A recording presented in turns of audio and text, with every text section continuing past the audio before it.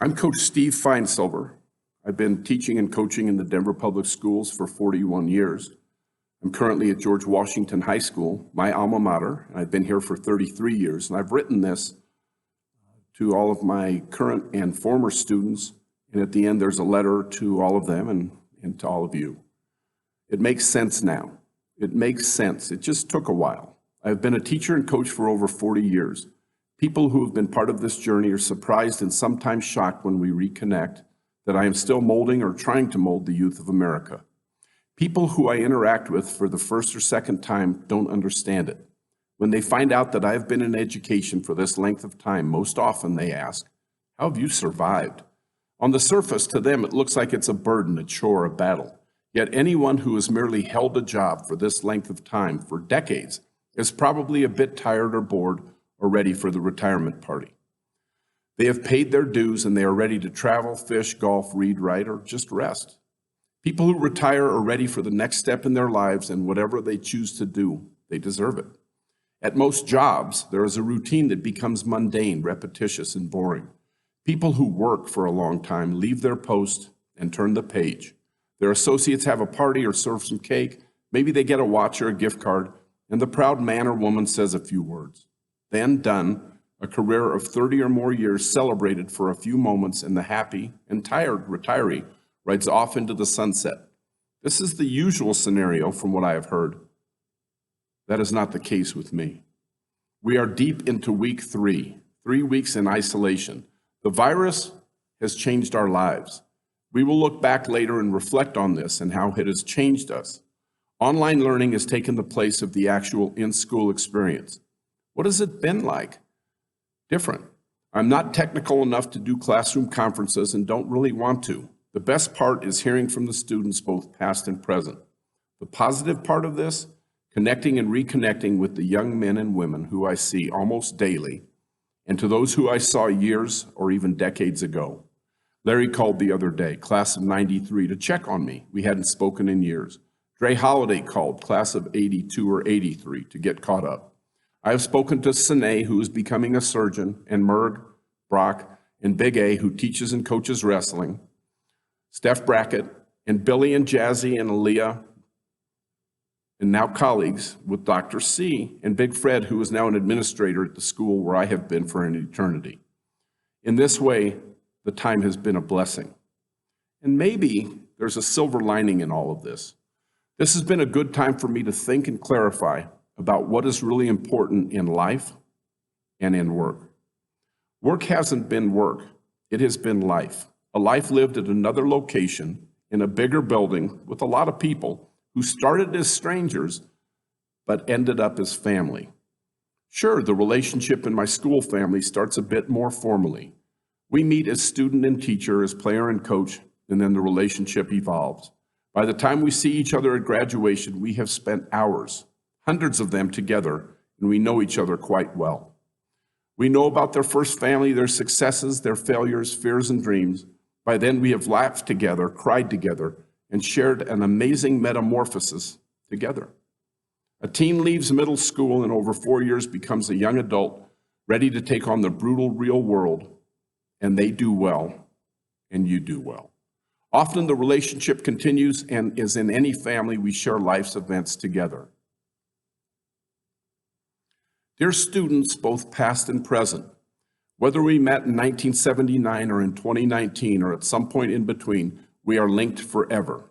I started as your teacher, then we formed a friendship, and as we've continued to stay connected, we have become family, and our family runs deep.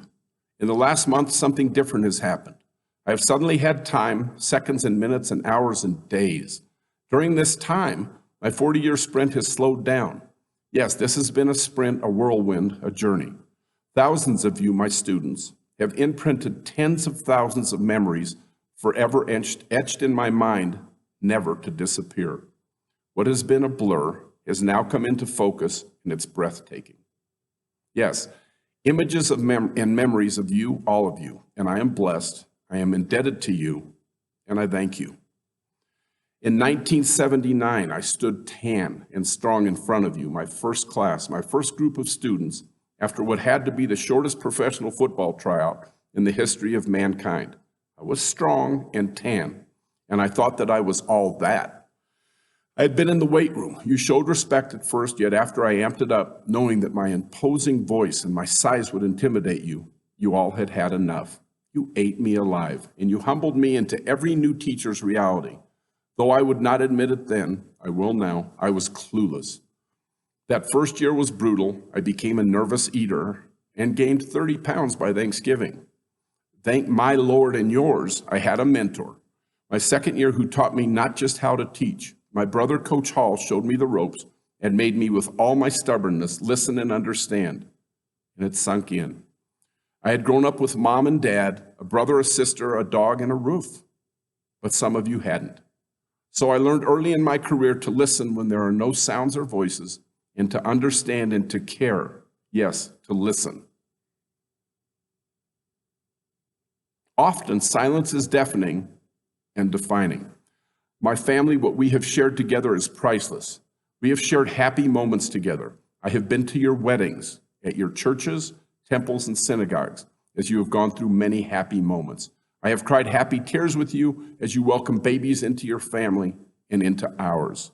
We have shared graduations, 40 of them from high school, and dozens from many colleges. We have cried together, and we have grieved and mourned the loss of loved ones. I have eulogized my students who met with untimely death long before their time on earth. I have danced at your proms and quinceañeras. I have been steadfast in my commitment to guide you through the treacherous journey that life offers up while you are young. Together, we have been victorious as you battled depression, rejection, drugs, alcohol, grief, violence, and poverty. And with each other, we have endured. I have watched you beat cancer. And soon we will defeat the virus which has engulfed us. We have won. You have been resilient. You have taken on life. Together, you have learned that the path in life is not lined with diamonds and roses. You have become unentitled, where so many of your peers have clung to their entitlement. You have accepted a few failures and many well-earned successes. I have coached you and stood with you as we celebrated many victories and some defeats. Hundreds of you, my former students, transferred your skills to the college ranks, and some of you became professional athletes.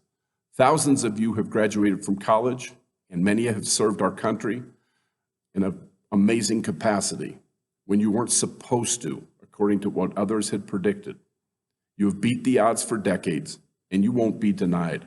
I have taught you science, anatomy, nutrition, and thousands of you have learned how to lift weights, get fit, and improve physically and mentally. I've been by your side with you as you left darkness and found the beauty, though you were exhausted, as you saw the brightness at the end of the tunnel. I have seen you break dance, and with you I have done the Dougie, the Cabbage Patch, the Running Man, the Slide, Gangnam Style, TikTok, and Renegade. We have broken bread together. We have had donuts, ice cream, hot dogs, burritos, cookies, soda, and thousands, yes, thousands of Otter Pops every year. I know your moms, your dads, parents, grandparents, guardians, brothers, sisters, aunts, uncles, cousins, and for many of you, your gram and gramps. Why? Because for many of you, I have taught them. It makes sense now. Yes, now it is clear. Yes, it makes sense. I have seen you rise up. I have seen you rise up. You have made me proud by overcoming all roadblocks and obstacles and transcending the boundaries that others have set for you. You are clearly my inspiration. My images of you over the past few weeks have formed a beautiful panorama. So to all of you, whenever we met, keep up the fight. I thank you for allowing me to leave my family and join my bigger family every day. I pray for you. I pray for your family. I thank you and salute you. Make sure that you chase happiness and good health. Always stay in touch, and I will always listen. I thank you. With love, Coach Finesilver.